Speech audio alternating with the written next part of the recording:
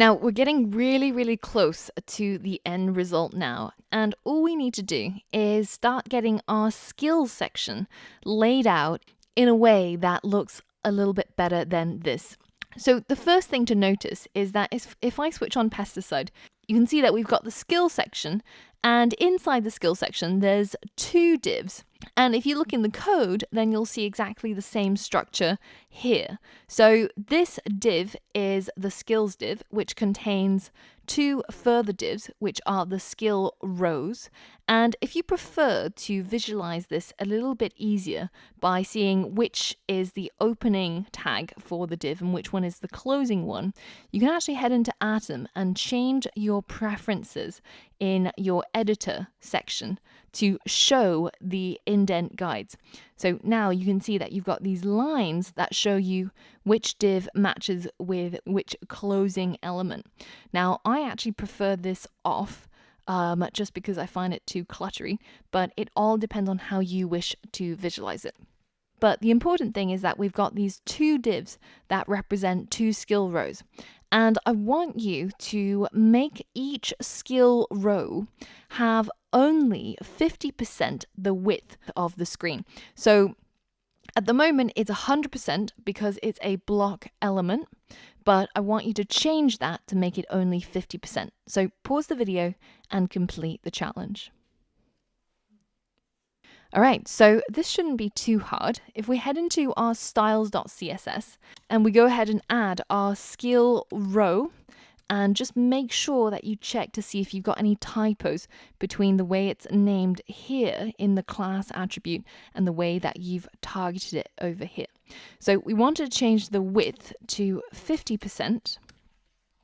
And we can hit save and refresh, and you can see that even though our width for the div is now 50%, because it's no longer 100%, it's no longer centered in the middle of our website. So how can we fix this? We've seen this before, and as a challenge, I want you to restore this skill row to the center of the web page. So pause the video and see if you can figure out how to do that. So as we've seen before, the way that we achieve this is by setting the margin to be auto on the left and on the right. So let's go ahead and do that. So we can set the margin for this skill row to be auto, and that just means auto on all four sides, which will center it if we refresh our web page. Now, at the moment, that div is a little bit too close to the top heading and to the next div.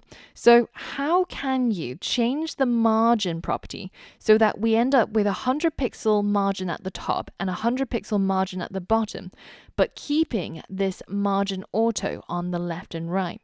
Pause the video and see if you can complete this challenge.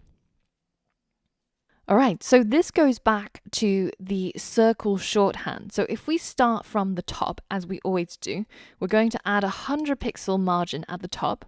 Next, we come clockwise to the right, which we want to keep as auto. Next, we go down to the bottom, which we said again we want 100 pixels margin. And finally, we have the left, which we are going to set as auto. So the left and the right are auto, the top and the bottom are 100 pixels. Let's hit save and let's refresh, and we can see that margin now in action. Now, the next thing that I want you to do is I want this text, both the part for the design and development as well as the description text, to be left aligned. So can you figure out which property you need to change and where in order to make that happen? So pause the video and complete the challenge. All right, so all we need to do is to go into the skill row and change the text align property. Remember, we changed this previously to make the text center aligned for most of the body, and that in itself aligned the images to be centered as well as all of our text. But in this skill row here, we want the text to be left aligned. So we can change that value to left, and that will override the center text align in the body. So now if we hit refresh, you can see that our text inside the skill section is now left aligned, but outside of it, it's still center aligned. Now, the next thing I want to do is to make the paragraph, so the text in here, a little bit more spaced apart by changing the line height. So can you double the line height by changing the line height property? So pause the video and complete the challenge. All right, so in this case, we're again going to be inside the skill row and we're changing the line height property to 2. And remember, in this case, we don't actually have any units and we're simply specifying a scale. Let's hit refresh and you can see that our text is now a lot more spaced out and much easier to read. Now, the last thing I want to do before we look into the positioning of our skill row is we need this image to be a lot smaller. So go ahead and change the width of the image to 25%.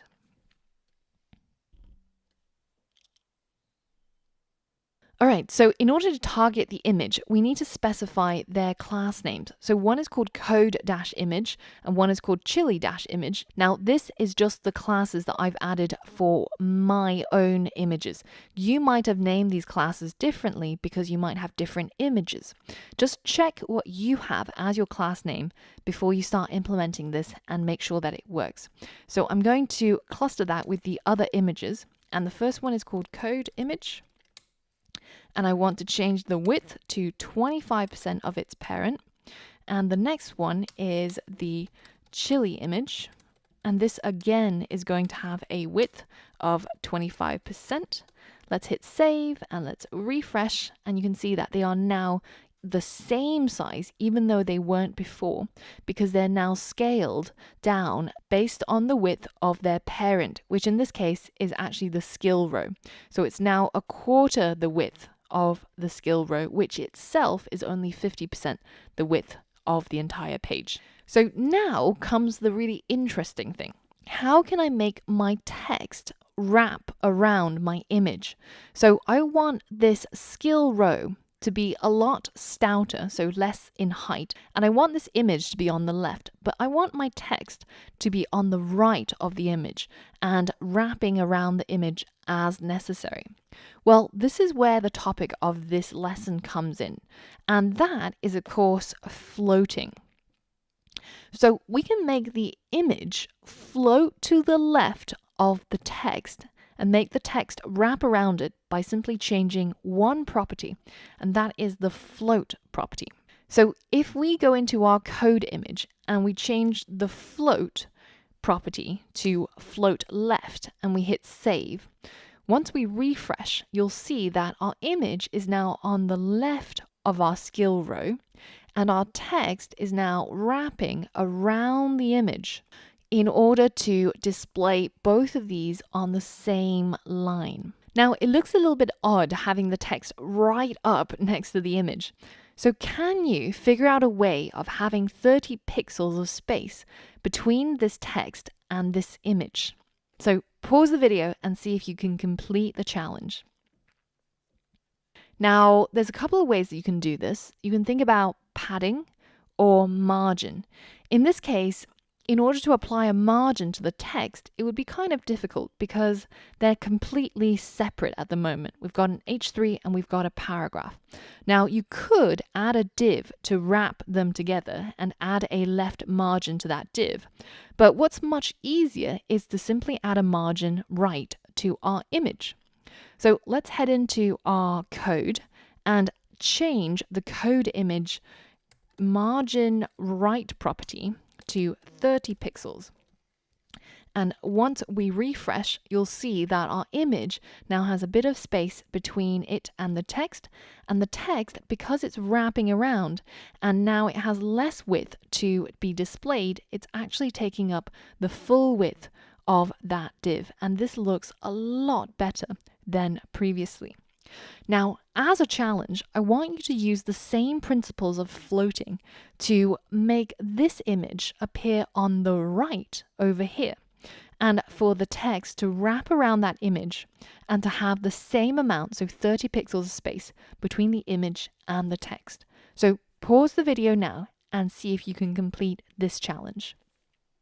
All right, so pretty much the same principles here, but in this case, we're not floating left anymore because we want it to be on the right of the text. So in that case, we have to change the float property to right instead of left.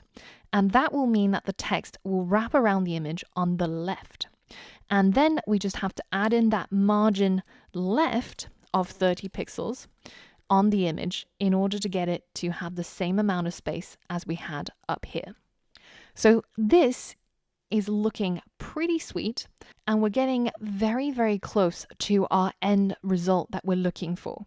Now, sometimes when you float an element, you might not want all of the text to be wrapped around it. So, for example, say if we only wanted that title to wrap around this image and to be on the right of the image, then we can actually use another property to make sure that this text does not wrap and end up at the bottom over here below the image. And that property is called clear. So if I target the paragraph here, let's give it a class, let's call it maybe code skill description. And I'm just going to copy and paste it down here. And if I use the clear property to clear its left side, then that prevents it from wrapping anything on the left.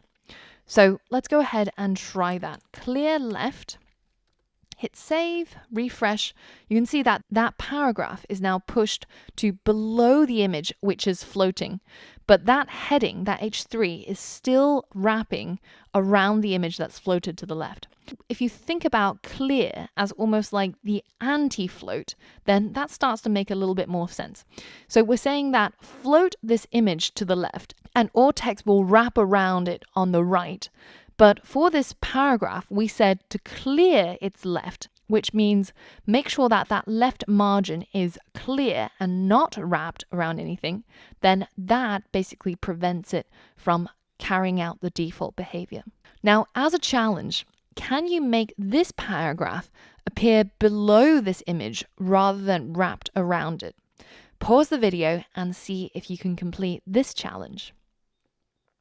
All right, so it's exactly the same concept here. Now, let's go ahead and just give that paragraph a class. Let's call this chili skill description. And again, I'm going to copy it, save the file, and paste it down here. And of course, remember that dot in front because it's a class. And in this case, I still need to use clear, but I have to clear its right side in order to make sure it doesn't wrap around the image. Because you can see that if I tried the same thing and I cleared its left side, nothing changes because it's not wrapping anything on its left. But if I change this to right, then you'll see that it now appears below the image and it's prevented from wrapping the image that's floated to the right. Now, I'm actually going to go ahead and clear both of these CSS rules because I actually prefer the look that we had previously, and I'm going to get rid of these classes as well. And this is the final result that we want to keep. Now, as they say, with great power comes great responsibility. Float is one of the most commonly used and abused CSS properties. The thing to remember is that it has a whole bunch of corner cases. And I recommend to only use float when really, really necessary, and only use it for what it's meant, which is wrapping text around a certain element. And don't use it for positioning. Instead, use what we learned about positioning, like relative or absolute positioning, or using the margin and the padding for the layout and the positioning of your website, and to leave the float property only for the cases of wrapping text. Then you will surely get into less trouble and less problems than if you try to use a float just as a sort of free-for-all layout property, which you see a lot of people mistakenly do. So we are really, really close to the end of this module. And in the next section, I've got a challenge for you to look at a specification of how we want the website to be finally laid out. And instead of me guiding you step by step through all the little properties that you need to change, I want you to figure out what you need to change in order to achieve the layout that I've specified. So in the next lesson, you'll see text instructions for you to complete the final big challenge and get this website looking beautiful. So for all of that, I will see you on the next lesson.